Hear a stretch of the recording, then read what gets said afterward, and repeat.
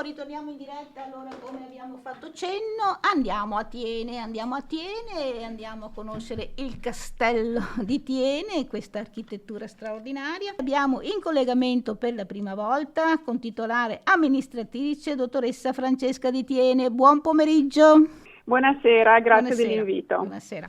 Allora, insomma, qui siamo in un simbolo importante di Thiene, ma direi anche di Vicenza, perché è un castello fantastico, bellissimo da visitare, già aggiungo io da visitare. Noi siamo curiosi di sapere la storia del castello, che è molto interessante, perché andiamo indietro nel tempo, come dicevamo, ed è 1100-1200. Ecco, allora Francesca, ci dica lei la storia di questo meraviglioso castello. Allora, il castello è una struttura molto particolare, oserei dire che è un unicum da un punto di vista architettonico, perché è stato edificato in un momento di passaggio tra quello che è il castello medievale e quella che è la Villa Veneta, intesa poi da Andrea Palladio. Noi siamo in realtà di fronte a un edificio che conserva le caratteristiche di un castello medievale, quindi è tutto merlato, ha le mura di cinta, ha le torri, ma in realtà non ha funzione difensiva. In realtà nasce come Villa Veneta, quindi luogo di immagazzinamento dei prodotti agricoli e luogo di controllo di queste importanti proprietà terriere che la famiglia Porto aveva proprio in questa zona di Thiene, Malo, Marano. Quindi è un esempio di villa pre-palladiana molto importante se vogliamo conoscere proprio l'evoluzione della civiltà delle ville venete. Certo, tant'è che è chiamato anche Fondaco, no? Appunto per esatto, perché architettonicamente viene paragonato al Fondaco dei Turchi sul Canal Grande a Venezia, che ha le due torri leggermente aggettanti e questa ricca serie di arcate sia al piano terra che nel nostro caso abbiamo una bellissima pentafora al piano nobile. Il Fondaco non era altro che una residenza e un luogo di immagazzinamento dei prodotti agricoli, quindi diciamo che è un Fondaco in terraferma veneta ed è nel cuore della città di Thiene e ne è il simbolo. Tra l'altro quindi è un castello completamente urbanizzato in una bella cittadina come quella di Thiene. Certo. Andiamo un po' alle famiglie che fanno capo a questo castello, perché la sua famiglia Thiene la troviamo più avanti. Prima ho visto che c'erano Porto o da Porto. Allora, chi ha voluto questo castello? Ecco, partiamo dal committente. Il committente fu Francesco Porto, quindi famiglia che risiedeva a Vicenza, aveva bisogno appunto di un quartier generale per le sue proprietà terriere in questa zona, ma anche un luogo che fosse una sua residenza estiva all'altezza di quello che era il suo rango sociale. Poi è passato per eredità alla famiglia Colleoni Porto, hanno ereditato il castello con l'obbligo di associare al proprio cognome quello dei Porto, e nel 1816 e nel 1918, sempre per eredità, passa al mio bisnonno Antonio Thiene. Quindi è un castello che non è mai stato venduto. Dalla sua fondazione è sempre passato per eredità, quindi diciamo che anche il senso di responsabilità è molto forte, e anche il fatto che non sia stato mai venduto ha permesso che al suo interno comunque si conservassero, ancora oggi appunto si possono vedere durante le visite, molto mobilio, molti accessori, molti decori, e abbiamo anche un importantissimo archivio all'interno del castello, che tra l'altro anche quello viene aperto con visite speciali, accompagnati proprio anche da un archivista, su prenotazione ovviamente, perché l'archivio è grande ma non immenso, quindi facciamo gruppi limitati, per anche chi non è mai entrato in un archivio poterci avvicinare a questi documenti che si sono conservati all'interno del castello. Certamente un luogo molto molto particolare. Ecco. Certo. Abbiamo anche figure importanti, perché vedo Francesco Porto, generale collaterale della Repubblica di Venezia, la Serenissima, quindi anche figure di rilievo, di importanza strategica generale. Ecco, un attimino Francesco.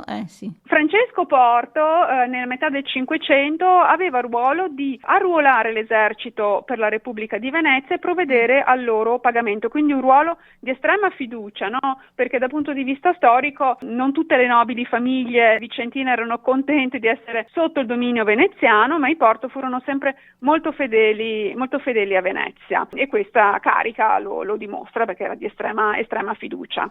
Ecco, i Trissino non erano così fedeli, ecco, giusto per... Ecco. giusto Ma per... infatti nel ciclo di affreschi che abbiamo all'interno del castello, un ciclo di affreschi che le storie romane narrate da Tito Livio, sono affreschi tra l'altro appunto visitabili, visibili durante la visita, sono della metà del Cinquecento, trattano temi di lealtà e tradimento, in riferimento proprio a quella che era la situazione politica del tempo, non tanto a questioni amorose, però trattano di questa tematica evidentemente molto forte al tempo. Poi, se possiamo dire qualcosa vedo un monumento funebre di Teresa Colleoni. Ecco, chi era Teresa? Allora, Teresa faceva parte della famiglia Colleoni. Quando entrano in possesso del castello nel 1816, la linea Colleoni-Porto fa anche tutta una serie di restauri ovviamente all'interno del castello. Tra questi inizia anche, fortunatamente non la porta completamente a compimento, degli interventi nella chiesetta, e tra questi Guardino fa traslare un monumento funebre di questa giovane fanciulla che era morta prematuramente. Questo bel sarcofago con questa giovane adagiata che sembra dormire, molto particolare, molto, molto commovente anche. Certo, allora andiamo un po' anche quello che sono stati gli artisti, i pittori, perché ha detto lei giustamente mura, merlate, eccetera, però stanze arredate, decorate, e troviamo i grandi pittori dell'epoca, Giovanni Battista Zelotti e Fasolo. Ecco, che pittori sono stati, Francesca?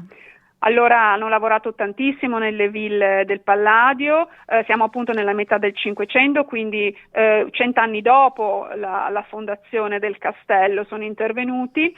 Sono affreschi che tra l'altro sono stati attribuiti a Paolo Veronese per molto tempo. Ormai gli studiosi sono concordi nel ritenere invece la mano di questi due artisti che sono stati i più grandi interpreti e allievi di Paolo Veronese. Sono affreschi tra l'altro molto ben conservati, che troviamo nell'ala destra del castello, chiamata anche Camerone del Camino, perché c'è un bellissimo, enorme camino polilobato che appunto dà il nome all'intera sala. Poi abbiamo molto importanti le tele equestri nella Galleria dei Cavalli, quindi al piano nobile. Sono delle tele enormi che sappiamo provenire dal Palazzo Porto di Vicenza, che sono tele piuttosto inusuali perché mettono in risalto proprio il cavallo e le sue qualità, le sue doti nel fare dressage. Quindi il protagonista è il cavallo, non tanto il cavaliere, quindi possiamo paragonarli ai famosi affreschi che troviamo a Mantova, no? Però questa grande passione dei Porto per i cavalli, ma d'altra parte tutte le famiglie nobili dovevano essere grandi cavallerizi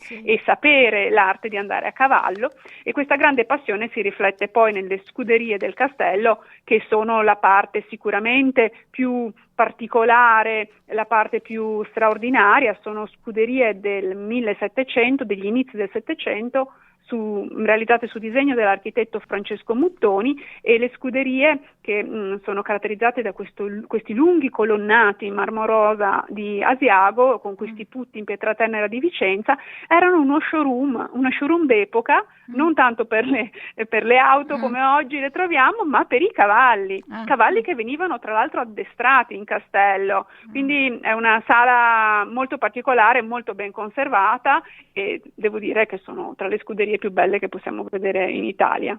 Bene, allora non solo castello, ma mi pare che ci sia anche molto verde. Vedo 12.000 metri quadrati di verde e questo giardino romantico, e andiamo all'architetto Antonio Caregano Negrin. Qui andiamo a un nome veramente importante, mi pare.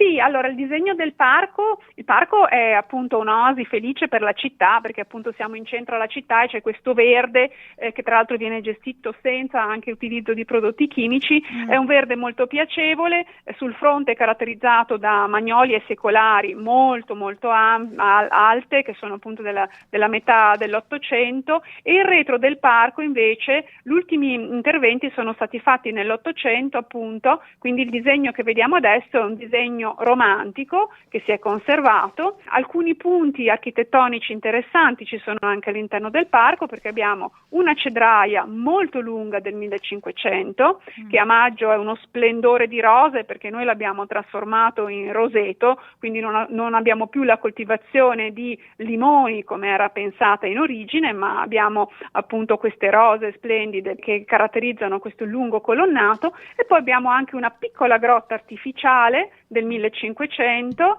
sempre, che è stata disegnata dall'ingegnere Cristoforo Sorte, collaboratore del Palladio, che era appunto una grotta artificiale con intorno una peschiera e tutti i giochi di acqua, di spruzzi, di statue ispirate al mare, conchiglie, tutto per richiamare appunto il tema del mare, stupire i propri ospiti che avevano appunto al castello e godere del refrigerio dell'acqua chiacchierando su queste panche di pietra che erano all'interno. Adesso la grotta è un po' decontestualizzata perché ovviamente l'acqua non c'è più, perché proveniva da una roggia che col tempo è stata molto inquinata, però grazie anche all'intelligenza artificiale abbiamo potuto creare una ricostruzione della grotta di com'era un tempo. È impegnativo la gestione di un castello, Francesca?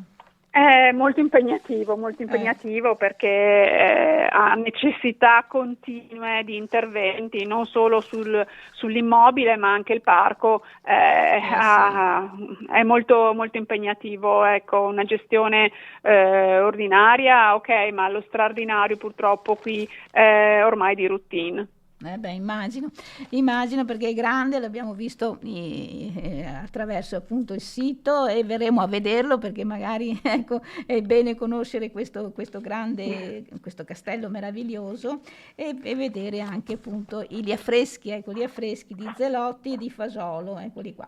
Bene, allora Francesca, sarà visitato, un successo, abbiamo tanti ascoltatori da Vicenza, ma non solo, andiamo anche noi padovani e tutti gli altri appunto a Thiene a vedere, che poi Thiene è un centro bellissimo, ricco anche di tante altre attrazioni. Ho visto, a parte appunto il castello, avete anche molte ville, insomma, quindi è un bel centro storico, sì, è molto piacevole, molto piacevole. Diciamo che il castello viene anche apprezzato perché appunto uscendo siamo già in centro alla città, con negozi e altri servizi, quindi vi invito a venire a Thiene. Bravissima, ecco, bravissima, l'invito, siamo tutti invitati a Thiene al castello. Bene, allora noi ringraziamo la nostra ospite Francesca di Thiene, che ci ha fatto una ottima illustrazione appunto del bene del castello, e a noi non ci resta che visitare. Bene, grazie. Grazie mille a voi e buona serata. Alla prossima, grazie, buon pomeriggio. Grazie.